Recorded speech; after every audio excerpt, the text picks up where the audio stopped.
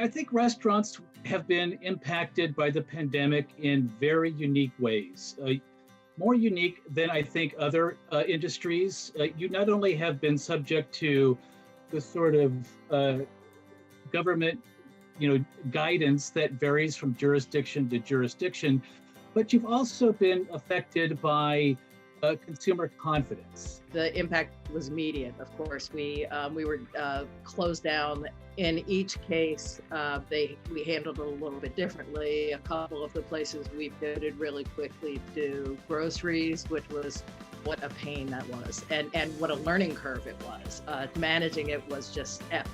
It was ridiculous. But we did do it. And it did keep some money flowing in. It was, it was all about keeping our staff employed.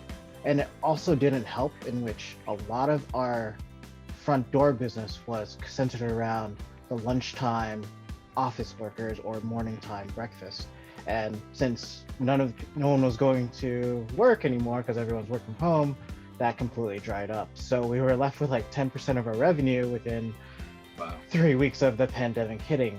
But we started focusing on things which we can bring in more revenue and partnering with different entities around the region, such as World Central Kitchen. Also, we are starting a food prep line also to fight back the lost revenue from the Whole Foods side. So we're just thinking about new products to bring in at the moment. We opened the carryout.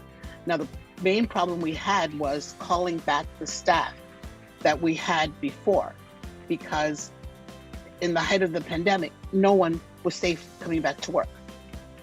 So we got a few employees, but the key employees, like all the chefs, they really did not want to come back to work because they did not feel safe, especially when, I guess my family had a death and basically COVID.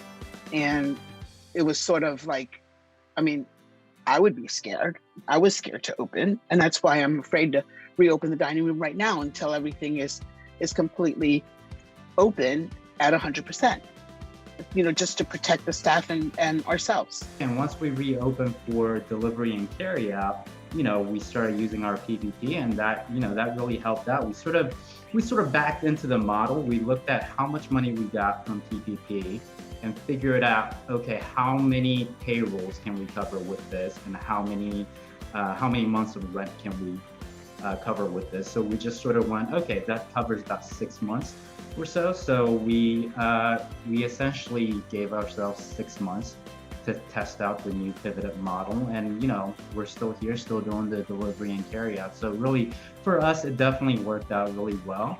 To get that cash in hand, that would allow us to kind of reevaluate what our business model looks like going forward.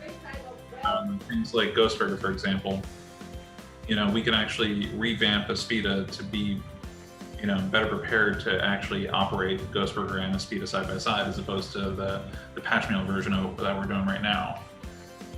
I'm sure everybody's kind of looking at ways to change their business.